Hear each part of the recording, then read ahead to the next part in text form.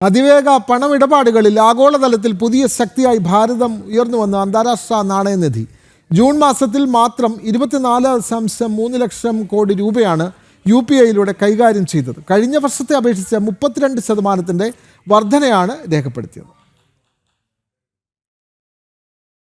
വളരുന്ന retail digital payment സംവിധാനത്തെക്കുറിച്ചുള്ള IMF റിപ്പോർട്ടിലാണ് പരാമർശം. 41.1 കോടി പേരാണ് UPI സംവിധാനം ഉപയോഗിക്കുന്നത്. 605 കോടി വ്യാപാരികളാണ് UPI സംവിധാനത്തിന്റെ ഭാഗമായത്. ജൂൺ മാസം മാത്രം 18.39 കോടി ഇടപാടുകളാണ് നടത്തിയത്. കഴിഞ്ഞ ജൂണിനെ അപേക്ഷിച്ച് ഇടപാടുകളുടെ എണ്ണത്തിൽ 32% വർധനയാണ് രേഖപ്പെടുത്തിയിരിക്കുന്നത്. നിലവിൽ രാജ്യത്തെ ഡിജിറ്റൽ ഇടപാടുകളിൽ 85% UPI വഴിയാണ്. ആഗോളതലത്തിൽ നടക്കുന്ന ഇടപാടുകളിൽ പകുതിയും ഡിജിറ്റൽ പേയ്മെന്റുകളാണെന്നും IMF റിപ്പോർട്ടിൽ പറയുന്നു. ഒരൊറ്റ ഏകീകൃത സംവിധാനത്തിലൂടെ 675 ബാങ്കുകളാണ് സേവനം നൽകുന്നത്. പ്രതിദിനം UPI വഴി 640 ബില്യൺ ഇടപാടുകളാണ് നടക്കുന്നത്. UAE, Singapore, Bhutan, Nepal, Sri Lanka, France, Mauritius എന്നിവയുൾപ്പെടെ 7 രാജ്യങ്ങളിൽ UPI ഇതിനകം സജീവമാണ്. ബിസിനസ് ഡെസ്ക്, ജനം.